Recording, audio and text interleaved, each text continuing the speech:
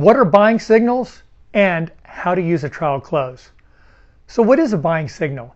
It is anything a prospect says or does that indicates they may have taken a favorable posture towards you and may be ready to take the next step. Buying signals are like road signs. They help you recognize how to proceed. Some may be subtle and some may be more obvious. So by developing your awareness of what a buying signal is, you'll be able to recognize them when you see them.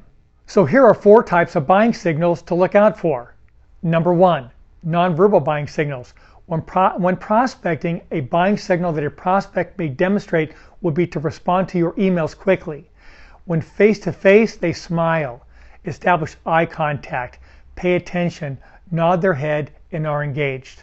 In open communication, buying signals are when a prospect is willing to freely share the details of the situation with you, their pain points, and their needs. They discuss openly their issues with their current vendor. They're open to sharing their goals, what they want to accomplish. They express interest in further dialogue or communication. Questions can be buying signals. They ask specific questions about your recommendation, timelines, payment, and pricing. And requests can be very strong buying signals.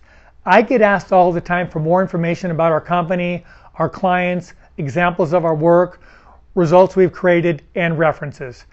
When you observe a buying signal, it is a good time to use a trial close question.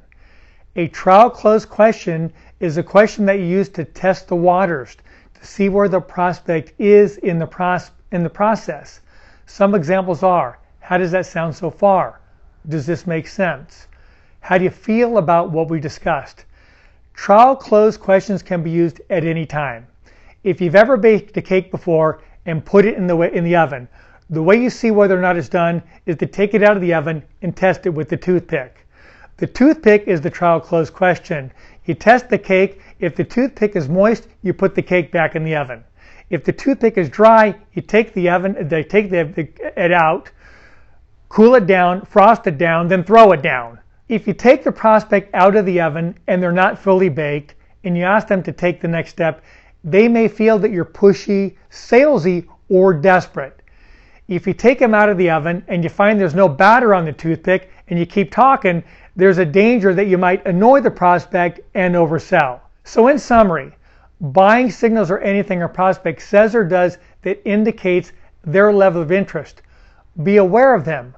When you see them, test the waters with a trial close question, and based on their reaction, you will know how to proceed.